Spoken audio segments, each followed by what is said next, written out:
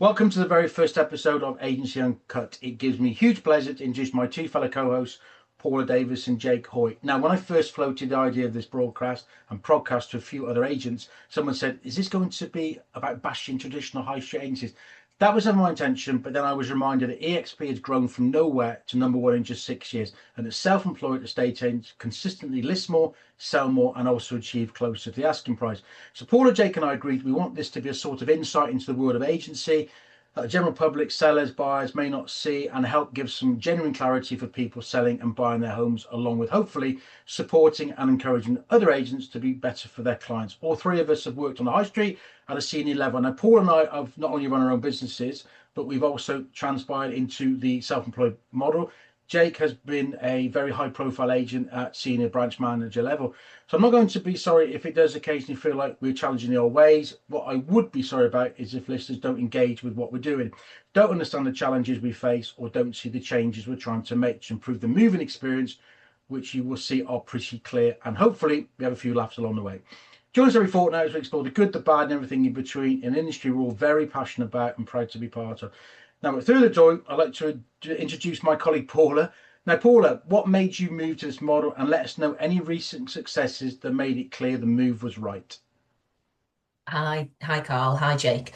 Okay, so why did I move to this model? As you said, Carl, I was a high street agent. I co-owned a very successful high street agent for approximately 20 years. I stepped away from that earlier last year. Now, when I was in agency, I was very much focused on I personally aimed at the high end of the market. I tried to give a personal service, but as a business owner, that was very difficult to manage, along with all the other normalities of running a business, whether that be costs, staffing, leases, agreements, all those things that took you away from doing the actual job. So obviously, Carl, we spent time chatting, and one of the key areas that I really took from it was becoming self-employed and sitting under eXp Luxury. It really gave me the opportunity to do simply the job that I enjoy doing, giving the clients the service that I always wanted to give, but struggled because I had the constraints of actually running, an actual branch office. So you're running a business, aren't you? That's the thing. It's not just the agency. It's Rightmove, 𝗂𝗵𝗏, invoicing, accounts, PAY, everything that goes with it. Yep, staff, sickness, shortages, cancellations, jumping in, putting another head on because somebody's not in that day. It's all of that. And that takes you away from, the whole point of you being there, which is because you're an estate agent and you want to sell people's properties. Yeah. So being self-employed is very much, we're focused on the job. All of that's taken away. We're provided all of that. We're given all of those tools, and we're simply here to be able to deliver the service exactly how we want to do it, because we're self-employed. It's our business and we run it our way. And that's what it's surely that has got to be better for the client at the end of the day, which is great. And I think we're all really seeing that come across. In terms of No, in terms of recent successes, this is something I know we've touched on this recently. So I had, client was referred to me recently. The client lives in Cheshire. The property that they're wanting to sell was in Bath. They weren't really sure if I could help, but passed him over to me. Have a chat with him, Paula. Let's see what you can do. Well, obviously, as we know, we're a network of, almost 1,000 agents now here in the UK. So if we can't physically reach the area where somebody's wanting to sell a property, the chances are we've got an eXp agent local in that area. So I spoke to the client. What was really evident in the conversation that I had with the client was that he was really unhappy with the service that he'd had. This property it was a rental property, so it was tenanted.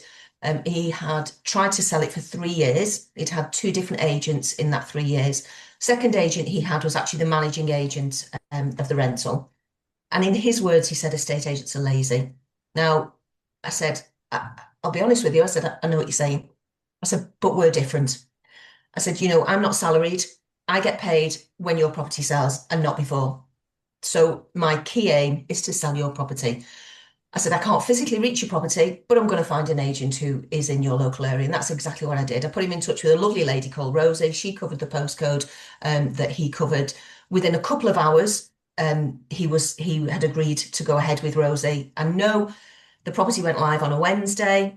And I got a message from him a couple of days later saying he was absolutely thrilled. From the Wednesday, it was sale agreed by Saturday. Wow. So the property that he couldn't sell for 3 years was sold in a matter of days. And he's over the moon. Touch base with him quickly to see how it was going. Sales proceeded nicely. He couldn't speak, more highly of 𝗍𝗂𝗋. That's an example, really, of how we do it. Example. That's what it should be like, isn't it? It's interesting. Yeah, it's funny, isn't it? Your comment about estate agents being lazy. I do say to people that I don't think estate agents are lazy. I think property portals have made estate agents lazy. I look back to in my day. You get a property in the market, you had to get your telephone out and ring round and talk to everybody that was kind of looking to be on your main list and looking to buy somewhere. Nowadays, it can just be put on Rightmove and then they just wait for the phone to ring. I think that's where agents have kind of got a little bit lazy, and they're not selling it. They're just, I suppose they're almost order takers, really, to a degree. That's kind of the changes I don't like. I think that's what I think is the perception by people that I see on Facebook groups. A lot of local Facebook groups, I see people saying, oh, who's a good agent in our area? And I sort of jump on it and have a little look and get 60 comments, and 40 of them about they were great, and 10 of them don't use that, and then 10 of them are like, oh, we'll just stick it on Rightmove yourself and sell it. But they don't realise that there's a lot more to it than that. Negotiating for a start, getting the best price, understanding the best price, progressing it through. I mean, just digressing, the nightmare you've had, Jake, in the last couple of days with, a conveyancing warehouse that's changed I didn't even want to use the word solicitor or conveyancer as a case handler 6 times. I mean, heads off. It?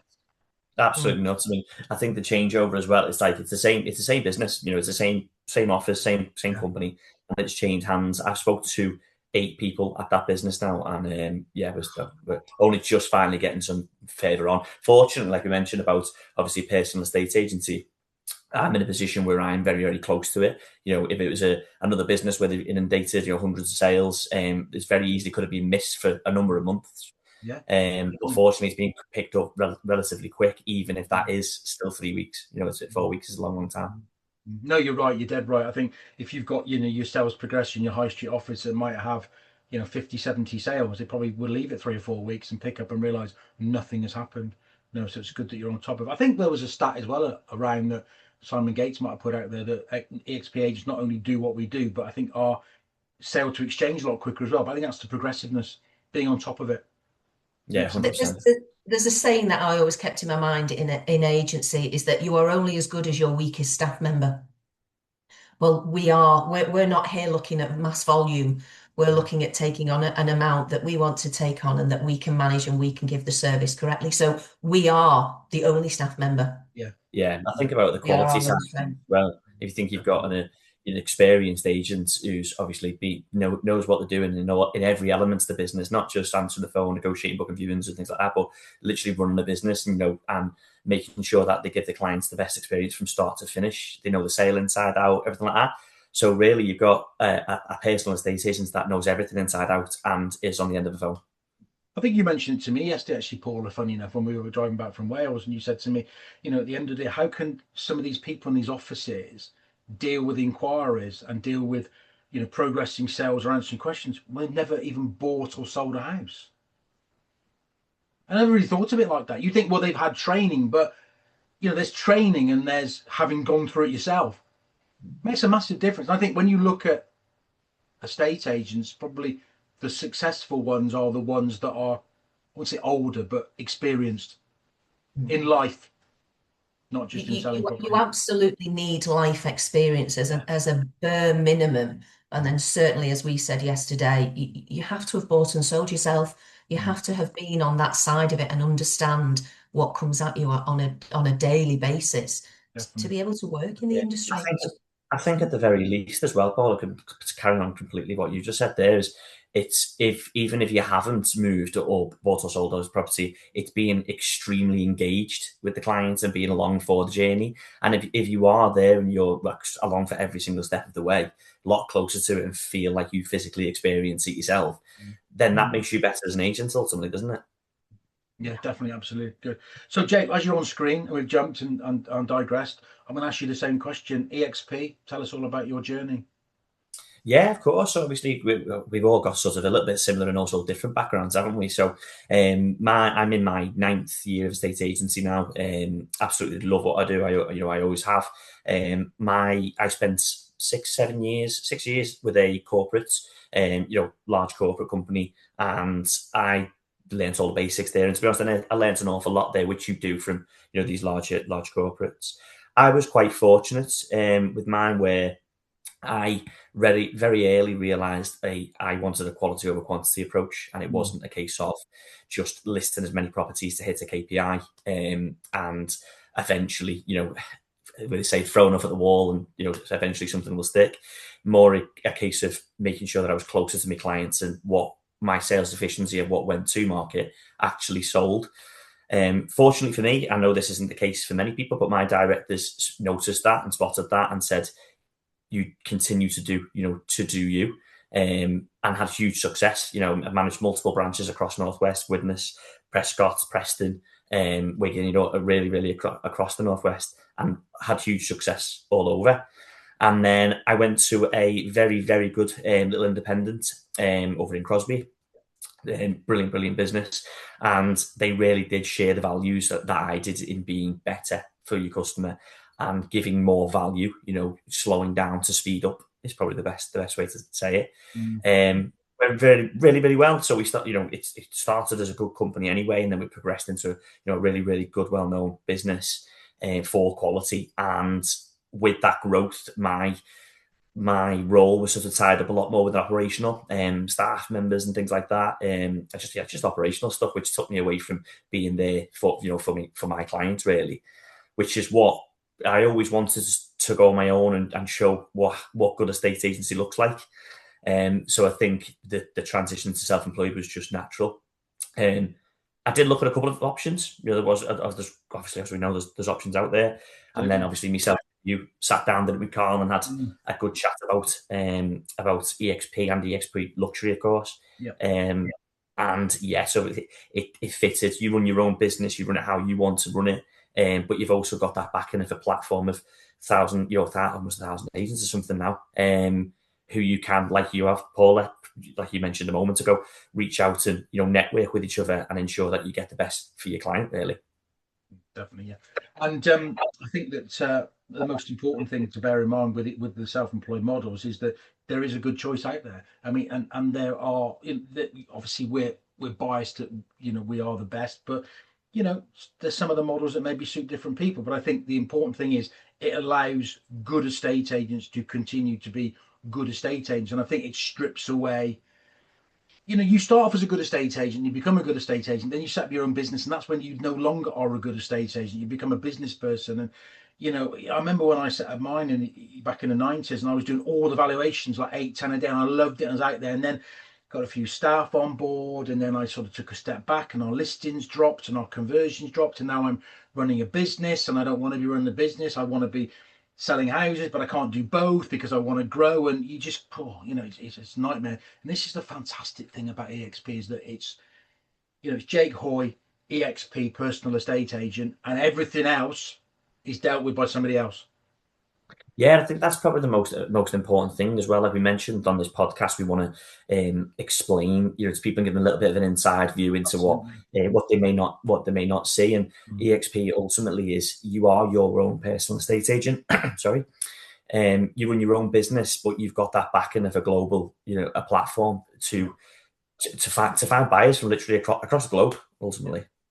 Oh no, I've had some, I think I mentioned before, I had an inquiry from somebody. So I see your videos, can you sell my house? I said, you're in America, Michael. I said, no, it's not America, it's New Zealand. I'm like, God, one end of a spectrum to the other. But that's the thing, it's global exposure, isn't it? And that's massive in luxury. So we were talking about this conveyancing issue you've got, but let's take a step back and tell me about that listing, because there's a massive story about your success on that. And I love this story, and I've told this to so many people the last few weeks about how this it highlights, if you do something properly, you will be rewarded.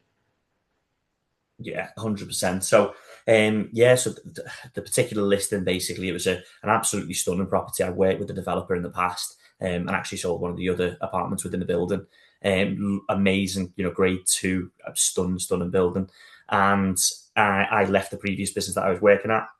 The property went on the market with another agent, another local, very, very well known agent as well. And it was on the market for 8 months. Unfortunately, it didn't sell, which I couldn't understand. I then reached out to the developer, had a bit of a chat with them, and said, "Yeah, let's, Jake, can you look after it for us?" We put a big spin on it, which we've obviously discussed. Yeah, the video marketing wise. Yeah, it's a case of doing things properly, isn't it? And that we really showcase that home for the stunning build and stunning home it is. And that went on the market at 11 o'clock on Monday morning, and by the Monday afternoon, I had 4 viewings booked in. By Tuesday, I had 2 viewings gone ahead. By Wednesday, I had 2 offers and 4 backup buyers, and it was sold subject to contract in 4 days. Seller, again, really happy, but at the same time, he said, he actually said, forgive me for thinking this, but when you think, oh, it's just another estate agent. You know what? I was just going to come on to this. I'm just going to use the example with Paula. You've got 2 sets of people there that ultimately are in a situation where the success that you've had and the success that Rosie has had has actually made the industry look worse, not better, because of the previous experience those people have had. And it's annoying, but it's just the way it is. It's weird, isn't it? Yeah, it is. And obviously that home in particular is that it's sold within those 4 days. Obviously, it's going through at the moment, and there is still 4 backup buyers as well, which obviously makes you question how is it not sold? But we did mention, we spoke about it when it initially sold. I did have a couple of people reach out to me who to view the property after it was sold, who said that they did get in touch with the previous agent to view it, but they couldn't do the viewings at their times, and then they didn't have keys, and then. But I think it might just be a case of volume, that there's too much volume, so you can't stay close to it. I mean, I'm saying that as I hope that's the case, because if it isn't, then it's just a case of then how come it didn't sell? No, there's been some very successful EXP agents that I've watched over the years that basically they list one open house, sell it, list another one open house, sell it, and they've kind of only got 2 or 3 available, but they've got 30 sales going through, because they focus on that one property, have an open house, get everybody in, they work all the viewings, and they do a very good job, and then they pick the best buyer in, and they get it into legals, and they move on to the next one. If you've got the exposure and the presentation in the first place, there's no reason why you can't do that. Definitely. I mean, look, the luxury premium market, it is slightly different, and obviously your price point's a bit different, but certainly, for your mainstream property, there's no reason why you can't do that. So let me tell you about myself. I've been an agent for 35 years. I've kind of worked in all environments, independent, worked for somebody for 10 offices, and I went to a nationwide and Cornerstone, which, that just was a strange time. Went back to the independent, then set up myself. I had 6 offices, moved overseas, worked in Spain, worked in Dubai, and now I'm kind of back here. So I've kind of done all different options, really. But I think that knowing that I haven't got to sit there every day and worry about all the other things, and I can just do what I want, which is list houses, do viewings, sell them, and move on to the next one. It's just a breath of fresh air. It really is. Definitely. It simply allows you to do the job, which is what we all stepped into the industry to do, is to do the job. Definitely. Without any constraints of anything else that's around us. I think estate agency for many years, the world is changing, and we see many industries evolving and changing, and I'd sat there for a long time thinking, how is this, because this industry will be affected, how will it be affected? And this is how I can see the changes coming in. You mentioned about the referral system that obviously we had and was very successful for me, and is very successful for many people. I've worked within a referral system before that doesn't work. No, it hasn't worked. No. This, EXP referral system, it's so inclusive, it's so, open, and we're so tangible to us all that it's so effective. It's because it's worthwhile for the referrer. I work for another brand that has got offices overseas, and I remember they had a back office. We've got obviously EXP Coffee Chat, and this other brand had a Facebook page, and this guy put on at a Portuguese office, and he said, I've just got my first referral in 6 years.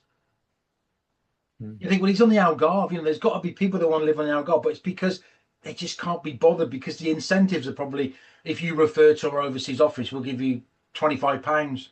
And the people, you think, well, £25, but they can't be bothered. It's got to make it worthwhile. That's why our referral system massively makes it worthwhile. Definitely. I think it makes a big difference as well in the actual person that you're referring to, isn't it? I mean, I mentioned earlier about quality of agent. I did see a piece from yourself as well, Karl, a while ago, to be fair. Forgive me, I think it was about a year ago, but forgive me if it wasn't. And it was saying about the entry level for a state agency being, quite low, which is obviously everyone needs to get into an industry, and you need to start somewhere. I completely agree with that. I was fortunate that I started back in 2016, 2017, and I am where I am now. But and with other agencies, there's a lot of sort of people low entry level, getting started on it. Whereas with ourselves, you're referring to someone who's probably been in the game quite a long time, or is ultimately very, very good at what they do, and they genuinely care about delivering a result and selling houses ultimately, actually delivering on what they said they're going to do. Definitely. Right, thank you guys. We'll obviously crack on every 2 weeks. I'm glad we got the first one done. Got a little bit of a mishap last week when we tried. Good to see you both. And obviously we've got our agents boardroom tomorrow night, which will be fun. There's quite a few going. I know you're still worrying about your outfit, Jake, but I'm sure you'll all be sorted for tomorrow. So I will look forward to seeing you both tomorrow night. See you tomorrow. Tomorrow.